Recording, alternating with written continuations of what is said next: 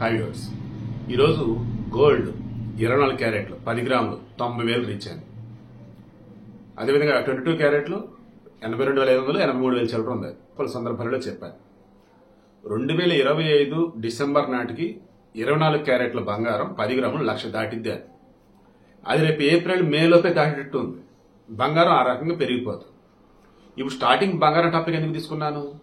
Ranya Rao Ganesh gold తాకట్టులో ఉన్న బంగారాన్ని విడిపించి కొనబడును. సంప్రదించండి 9966611144. కర్ణాటక నైట్ ఉంది కదా, గోల్డ్ స్మగ్లింగ్ చేస్తూ దొరికింది కదా, ఏకంగా తొడల మధ్య పెట్టి ఇంకెందుకులే ఆ ఆడవాళ్ళ గురించి మనకు వద్దు కానీ, మొత్తానికి తన లోపల బట్టల లోపల మొత్తం దాచేసి క్రాప్ బ్యాండేజ్తో చాలా తెలివిగా ఎలా చేసేది ఏంటంటే, తరుణ్ రాజ్ కొండూరు, తరుణ్ రాజ్ అలియాస్ విరాట్. ఎవరెతను? తెలుగు నటుడు. 2018లో పరిచయం అని చెప్పేసి ఒక రియల్ స్టోరీ బేస్ నుంచి ఒక ట్రూ లవ్ స్టోరీ అంటే ఒక సినిమా వచ్చింది. ఎలా ఉండేది అంటే, సినీ ఇండస్ట్రీలో ఎన్ఆర్ఐలో బాగా డబ్బున్న బ్యాచ్ ఏదో ఒక సినిమా 2 సినిమాలకు వస్తారు. అదో సరైన ఆఫర్లు రావు. బట్ ఈలోపు ఏం చేస్తారు? పరిచయాలు పెంచుకుంటారు. చూశారు? ఇక దాంతో నడిపించాల్సిన మొత్తం నడిపిస్తారు.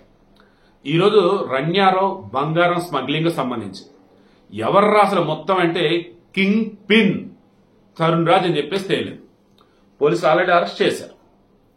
ఆల్రెడీ రన్యారావు యొక్క ఫాదర్ ఉన్నారు కదా, రామచంద్రరావు, మన తెలుగు అతనే, బట్ కర్ణాటక క్యాడర్ ఐపీఎస్ అధికారి.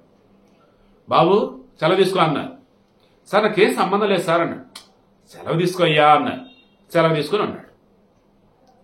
తర్వాత ఈ రన్యారావు యొక్క భర్త ఉన్నాడు, జతిన్ హుక్కేరి. ఇతనేమంటున్నాడు, బాబు నవంబర్లో పెళ్ళైంది నిజమే మాకు, అసలు డిసెంబర్ నుంచి అసలు ఆమె మేము కలిసిలేమని చెప్పేసి అన్నాడు. అంత లేదమ్మా అని చెప్పేసి ఈ డైరెక్టరేట్ ఆఫ్ రెవెన్యూ ఇంటెలిజెన్స్ వాళ్ళు ఏమన్నారు, వాడికి బెయిల్ ఇవ్వద్దు అన్నారు. బట్ కోర్టు ముందస్తు బెయిల్ ఇచ్చాను. కమింగ్ టు రన్యారావు ఫ్యామిలీ, పెళ్లి చేసుకుని వెళ్ళిపోయిందే బాబు, అసలు మాకు సంబంధం లేదని చెప్పేసి ఆమె సవతి తండ్రి రామచంద్రరావు చెప్పిన సస్య మేర. ఎందుకంటే ఏకంగా ఐ థింక్ బసవరాజు అని చెప్పేసి ఒక కానిస్టేబుల్ ని ఈమె కోసం ఈ కెంపికోడ ఇంటర్నేషనల్ ఎయిర్పోర్ట్ బెంగళూరు ఉంది కదా, అక్కడ అసైన్ చేసేవాడు. అతను ఏం చేసేవాడు, ఈమె ఫ్లైట్ దిగ్గానే చెకింగ్లు ఏమీ లేకుండా అండ్ బయట ఎక్కడ కూడా ఎవరు ఆపకుండా ఇతను హ్యాండిల్ చేసేవాడు.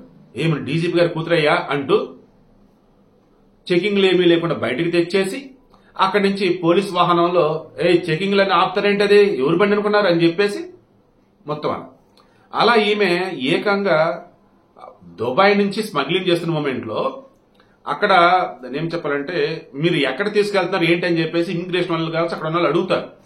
దానికి సంబంధించిన దగ్గర అసలు ఏముంది, ఏడ తీసుకెళ్తుంది మెన్షన్ చేస్తారు.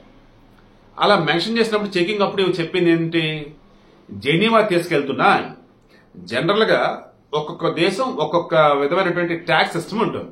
ఇప్పుడు మన దేశం ఉంది, వేరే దేశాల నుంచి నువ్వు బంగారమో లిక్కరో ఏదైనా వస్తువులు తీసుకొచ్చేటట్టయితే వాటికి కొంత లిమిట్ అనేది ఉంటుంది, అంతవరకు నువ్వు తెచ్చుకోవాలి. అంత మించి అన్నప్పుడు ట్యాక్స్ పే చేయాల్సి ఉంటుంది. ఈవెన్ ఆ తెచ్చుకునే దానికి కూడా అందులో మళ్ళీ బిల్స్ ఉండాల్సిన కొన్ని ఉంటాయి, బిల్స్ ఏమైనా పర్లేదని కొన్ని ఉంటాయి. సో అప్పుడు అమెరికాకి సంబంధించి ఏంటంటే, ఈ ఇంపోర్ట్ సంబంధించో లేదన్నప్పుడు నువ్వు దుబాయ్ నుంచో వేరే దేశాల నుంచి ఈ బంగారం తెచ్చుకునేటప్పుడు అక్కడ పరిమితులు ఏమి లేనట్టున్నాయి. దాంతో ఏం చేసేది, బయట చెకింగ్లు ఇవన్నిటి దగ్గర వచ్చేసి జెనీవా తీసుకెళ్తున్నా అనేది. బట్ ఆమె తెచ్చేది ఎక్కడికి, ఇండియాకి పట్టుకొచ్చేది. మొన్న రీసెంట్ గా దొరికినప్పుడు కూడా అక్షరాల 14 కేజీల పైచులకు బంగారం ఆమె తెచ్చింది. ఎక్కడ అంటే మొత్తం తొడల దగ్గర గమ్ లాంటిది పెట్టేసేసి, ప్లాస్టిక్ లాంటిది పెట్టేసి, దాని మీద ఇది అంటించేసి, దాని మీద క్రాప్ బ్యాండేజ్ చేసి అలా. దాని వాల్యూ వచ్చేసి 12 కోట్లు. తీరా ఆమె ఇంట్లో చెక్ చేస్తే మరలా అక్కడ బంగారం.